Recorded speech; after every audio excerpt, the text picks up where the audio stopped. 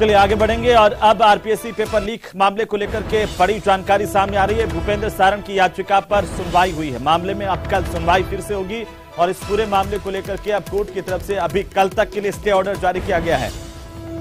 कल तक आरोपी के मकान पर कोई कार्रवाई जेडीए नहीं कर पाएगा तोड़फोड़ की, ये आदेश अदालत की तरफ से दिया गया जब तक कल सुनवाई पूरी नहीं हो जाए। एक दिन का वक्त यहां पर मास्टरमाइंड आरोपियों को मिला है। बहरहाल जेडीए को सुनवाई के लिए नोटिस जारी किए गए हैं। वहीं गोपाल सारण ने जेडीए को जवाब पेश किया। गोपाल सारण की तरफ से जवाब पेश किया गया, जेडीए समय दे। इस जवाब में कहा गया कि अगर जेडीए समय देता है तो अवैध निर्माण को खुद ही हटा लेंगे। अब भूपेंद्र सारण की याचिका पर सुनवाई हुई है, ये बड़ी जानकारी है। ये आलीशान मकान देखिए, जेडीए की तरफ से पूरे मामले की छानबीन करने के बाद नोटिस चस्पा किया गया था कि अवैध तरीके से इसका निर्माण किया गया, जेडीए इसको तोड़ेगा। इस पर सुनवाई के लिए मौका दिया गया। जेडीए ट्रिब्यूनल में भी सुनवाई हुई और इस पूरे मामले को लेकर एक दिन का वक्त और मिला है आरोपियों को। चलिए इसी बीच राजधानी जयपुर से सबसे बड़ी खबर मिल रही है। राजधानी में सीबीआई के छापे पड़े हैं। पूर्व वित्त सचिव अरविंद मायाराम के ठिकानों पर छापेमारी हुई है। बड़ी जानकारी है इस वक्त की। सबसे पहले सबसे तेज न्यूज 18 राजस्थान पर दिल्ली और जयपुर स्थित ठिकानों पर सर्च ऑपरेशन सीबीआई का। सबसे बड़ी खबर आ रही है राजधानी जयपुर से इस वक्त की सबसे बड़ी जानकारी न्यूज 18 राजस्थान पर। सबसे पहले सबसे तेज हम आपको बता दें, राजधानी जयपुर में सीबीआई की बड़ी छापेमारी की जानकारी सामने आ रही है।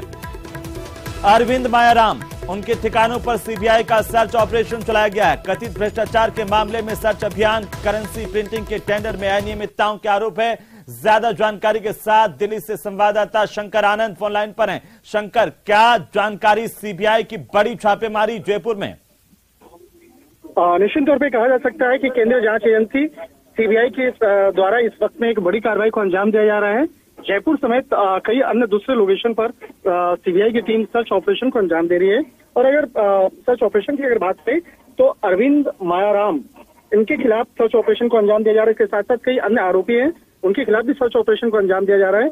अरविंद मायाराम की अगर बात करें तो 1978 बैच के राजस्थान काडर के आईएएस अधिकारी हैं और जो इनके खिलाफ भी इस वक्त में सर्च ऑपरेशन को अंजाम दिया जा रहा है। इसके साथ ही इनके बारे में अगर बात किया जाए तो ये पूर्व फिनांस सेक्रेटरी भी रह चुके हैं, पूर्व फाइनेंस सेक्रेटरी भी रह चुके हैं।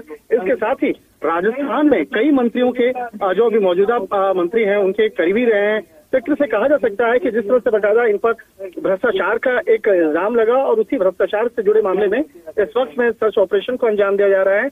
और कहा जा सकता है कि सर्च ऑपरेशन के दौरान में कई महत्वपूर्ण सबूतों को खंगाला गया। इसके साथ साथ कई इलेक्ट्रॉनिक डिवाइस और जो कहा जा सकता है उन तमाम सबूतों को जब्त करने का जो काम सीबीआई के द्वारा किया जा रहा है। और जिस तरह से कहा जा सकता है कि 1978 बैच के काफी सीनियर एक आईएएस अधिकारी हैं, लेकिन इनके खिलाफ जिस तरह से एक करप्शन का जो मामला था वो पिछले काफी समय से सीबीआई मॉनिटर कर रही थी। लिहाजा इसी बात की गंभीरता को देखते हुए आज जयपुर समेत कई अन्य लोकेशन पर इस सर्च ऑपरेशन को अंजाम दिया जा रहा है। और कहा जा सकता है कि सर्च ऑपरेशन के दौरान में कई महत्वपूर्ण सबूतों को जब्त किया गया है और जल्दी इस मामले में कई लोगों से पूछताछ की जा सकती है। लेकिन सीबीआई की तरफ से शंकर काफी पहले इस पूरे मामले को लेकर के केस दर्ज किया गया था, अब ये कार्रवाई हो रही है। देखिए, सीबीआई का जो पैटर्न है काम करने का, सबसे पहले वो पी रजिस्टर करती है। पी यानी कि प्राथमिक जांच का मामला वो दर्ज करती है। उसके बाद एफआईआर का प्रोसेस होता है और एफआईआर दर्ज करने के बाद सर्च ऑपरेशन को अंजाम दिया जाता है। तो देखने को मिलता है कि एफआईआर दर्ज भी किया जाता है सीबीआई के द्वारा, लेकिन जो ऑपरेशन होता है ऑपरेशन काफी दिन बाद किया जाता है, क्योंकि इस दौरान में उन तमाम सबूतों को इकट्ठा किया जाता है। और सबूतों को इकट्ठा करने के बाद और उसके बाद ही सर्च ऑपरेशन को अंजाम देने की जो प्रोसेस है वो स्टार्ट की जाती है। तो एक तरह से कह सकते हैं कि जिस तरह से भ्रष्टाचार का जो मामला उनके खिलाफ लगा, भ्रष्टाचार से जुड़े हुए कई जो तमाम जो सबूत जो है उसको इकट्ठा करने का काम सीबीआई कर रही थी और उसके बाद ही आज सर्च ऑपरेशन को अंजाम दिया जा रहा है। तो एक तरह से कह सकते हैं कि जयपुर समेत कई अन्य जो दूसरे लोकेशन है वहां पर सर्च ऑपरेशन इस वक्त में चल रही है। और सर्च ऑपरेशन के दौरान में कई महत्वपूर्ण दस्तावेजों और सबूतों को इकट्ठा करने का काम शंकर दिल्ली के भी उनके कुछ ठिकानों पर छापेमारी की खबर आ रही है, उसमें कितनी सत्यता है और कहां छापे पड़े हैं, कुछ और जानकारी इस वक्त आपको मिल पाई है? देखिए, सीबीआई की जो हमारी टीम है उनका कहना था कि जब छापेमारी की प्रक्रिया समाप्त हो जाएगी। उसके बाद औपचारिक तौर पर इस मामले का बयान दिया जाएगा।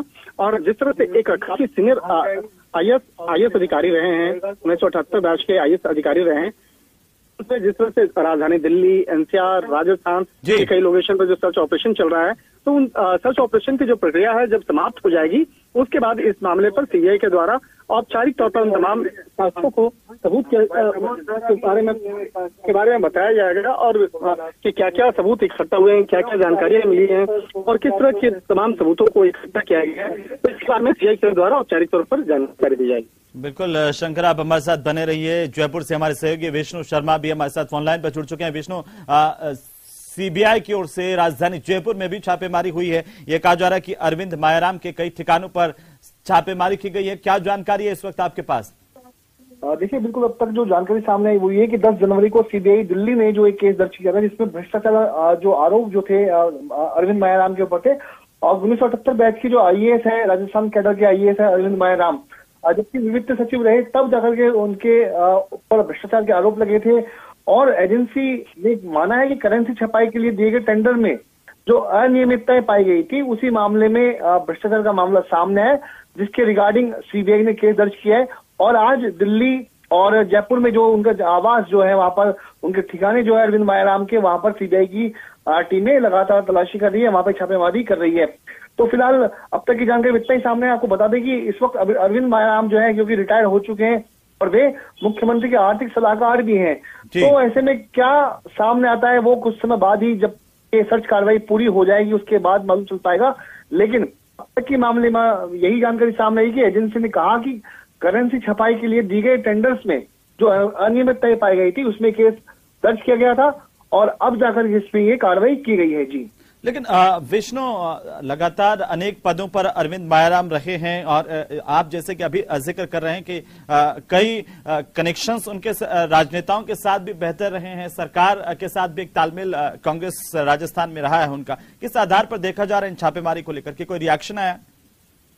देखिए, अभी तक रिएक्शन नहीं आया, चूंकि हम बता रहे हैं कि जब अरविंद मायाराम पहले वित्त सचिव रहे, केंद्र सरकार में रहे, उसके बाद जब रिटायरमेंट उनका हो गया तो मुख्यमंत्री के वे इस वक्त में आर्थिक सलाहकार का जो पद है वो संभाल रहे हैं, वो बताए जा रहे हैं। तो ऐसे में रिएक्शन क्या होगा ये कुछ समय बाद ही मालूम चल पाएगा। फिलहाल अभी तक कोई रिएक्शन राजनीतिक। लेकिन जयपुर की अगर हम बात करें, जयपुर में कितने ठिकानों पर उनके छापेमारी की गई है? देखिए, जयपुर में अभी तक उनकी जो आवास है उसी पर एक जगह कार्रवाई करने की बात सामने आ रही है कि एक जगह पर उनके आवास पर सर्च ऑपरेशन किया गया था, उसके लिए पुलिस से इमदाद भी मांगी गई थी एज ए सिक्योरिटी के हिसाब से।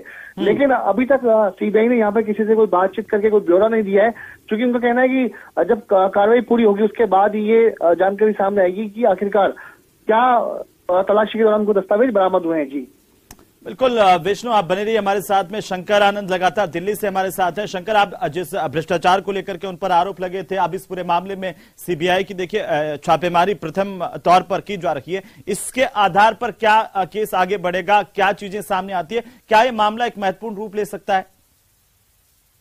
शंकर, लगता है कि शंकर तक आवाज नहीं पहुंच पा रही है। बहरहाल एक बार फिर से विष्णु का रुख करेंगे। विष्णु, ये बड़ी खबर है, इस वक्त की सबसे बड़ी खबर है अरविंद मायाराम के ठिकानों पर सीबीआई का सर्च ऑपरेशन। क्या आने वाले दिनों में इसमें और अहम खुलासे हो सकते हैं सीबीआई की ओर से, विष्णु? और क्या ये पूरा का पूरा मामला एक राजनीतिक रूप भी ले सकता है? देखिए, बिल्कुल हो सकता है कि आने वाले वक्त में जब सीबीआई की अभी तो चूंकि सर्च की छापेमारी की जानकारी सामने आई है, क्योंकि उनकी दिल्ली और जयपुर से ठिकानों पर छापेमारी की बात सामने आई है। और हम बता रहे हैं कि ये फिलहाल जो है सरकार में आर्थिक सलाहकार भी हैं। ऐसे में गवर्नमेंट की ओर से या सरकार के किसी नुमाइंदे की ओर से, किसी नेता की ओर से क्या रिएक्शन आता है ये बात की बात होगी। लेकिन हो सकता है कि सरकार ये भी कहे कि जानबूझ के राजनीतिक रंग देने के लिए ये केंद्र सरकार की ओर से इस तरह की कार्रवाई केंद्र की एजेंसी की ओर से की जा रही है। लेकिन अब तक जो मुकदमा दर्ज किया गया है सीबीआई ने, वो मुकदमा जो हमारी जानकारी में जो सामने आया है वो यही आ रहा है कि एक जो जी बिल्कुल विष्णु बने रहिए हमारे साथ। जी बोलिए विष्णु। इसमें अभी तक जो 10 जनवरी को जो मुकदमा सीबीआई की ओर से दिल्ली में दर्ज किया गया था उसमें आरोप यही है कि करेंसी छपाई के लिए जो टेंडर दिए गए थे उनमें अनियमितता पाई गई थी। उसकी जब पी दर्ज हुई, जब शिकायत का सत्यापन हुआ, शिकायत की पूरी जांच हुई, उसके बाद अब जाकर के ये उसी के रिगार्डिंग उसी एफआईआर दर्ज करने के बाद ये कार्रवाई आज की जा रही है। जी बिल्कुल विष्णु, क्या इस बात की जानकारी कोई मिल पाई है कि कब सीबीआई की टीम आज जयपुर में पहुंची थी और कितना वक्त हो गया यहां पर सर्च ऑपरेशन को चलाए हुए? देखिए, इस बारे में सीबीआई ने जब आज सीबीआई की टीम ने औचक जो कार्रवाई दिल्ली और जयपुर में की है, तो दोनों जगहों पर ये पूरी तरह से कार्रवाई गोपनीय बनाई गई थी। लेकिन उसके बाद एजेंसी की ओर से एक खबर जारी की है कि अरविंद मायराम, जो कि रिटायर्ड आईएएस है, राजस्थान कैडर के रहे हैं और सरकार में आर्थिक सलाहकार हैं, उनके यहाँ पर छापेमारी की। तो 2 से 3 घंटे पहले हो सकता है कि ये जो सीबीआई की टीम राजस्थान में पहुंची हो, लगातार सब कुछ मालूमात करने के बाद अचानक से ये औचक रेड मारी गई और अब जाकर के मीडिया में ये खबरें सामने आई कि सीबीआई ने राजस्थान कैडर के सीनियर आईएएस और रिटायर्ड आईएएस और वर्तमान में जो आर्थिक सलाहकार हैं, उनके यहाँ पर रेड की गई। लेकिन अब तक कोई ब्यौरा सामने नहीं आया सीबीआई की ओर से, ज्यादा कुछ जानकारी सामने नहीं आ सकी है। जी, पूर्व केंद्रीय वित्त सचिव रहे हैं और ऐसे में ये केंद्र का पूरा मामला है जब वो सेंटर में वित्त सचिव रहे। क्या इस पूरे मामले को लेकर के और कोई जानकारी है इससे रिलेटेड आपके पास में इस वक्त? देखिए, जानकारी इससे अभी तक कुछ आ नहीं पाई है हेमंत, क्योंकि जो बात है कि अभी इतनी है कि 2 जगहों पर दिल्ली और जयपुर में ये छापेमारी चल रही है। उसके अलावा कुछ समय बाद लेकिन ये बहुत कुछ क्लियर हो जाएगा।